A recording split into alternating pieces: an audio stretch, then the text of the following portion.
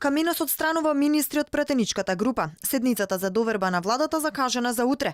Откако вчера ја напушти владината коалиција и даде оставка од министер за одбрана, на Каменос денеска грб почнаа да му вртат членовите на неговата партија, воедно и министри во грчката влада. Министерката за туризам Кундура и заменик министерот за земјоделство Кокалис јасно ставија до знаење дека ќе застанат на страната на владата, а Каменос не ја дочека неговата пресконференција закажана за попладне, па својот без го истори на Твитер. Господјата Кондура со незината официјална изјава одлучи да го замени незиниот глас и името Македонија со министерското столче. Ја отстранува од парламентарната група. И Василий Кокалис, кој моментално преговара од Кина за националното прашање во замена за неговата позиција, е отстранет од парламентарната група на независни грци. Во меѓувреме председателот на грчкиот парламент Никос Вуцис ја закажа седницата за доверба за утре. Ке започне наутро со говор на Ципрас, а ке се гласа најдоцна до среда на полноќ. Отфрлено било барањето на опозицијата расправата да трае 3 дена како што е предвидено со правилникот на парламентот. Предвидено е да зборуваат 60 пратеници.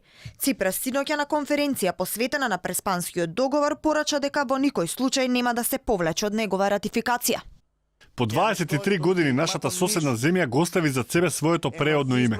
Името што беше решено во привремениот договор од 1995 година. Го остави за себе името поранешна Југословенска република Македонија, но најважно нешто што таа го остава за себе е незиното уставно име, кој го признаа повеќе од 130 земји во светот, вклучувајќи ги и најважните како САД, Русија, Кина и други.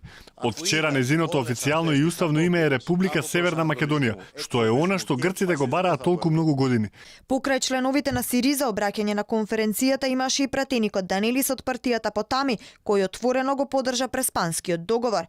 За овој пратеник на партијата река овие денови се шпекулираше дека ќе му го даде својот глас на Ципрас за доверба и ратификација на договорот и покрај различните ставови на неговата партија. Лидерот на Потами Теодоракис вчера се искажа дека партијата нема да ја поддржи владата. Неофицијално Ципрас веќе го има потребното мнозинство. Во среда вечер во грчкиот парламент се очекува рака да кренат дури 4 пратеници на АНЕЛ, Данелис од река и еден независен пратеник.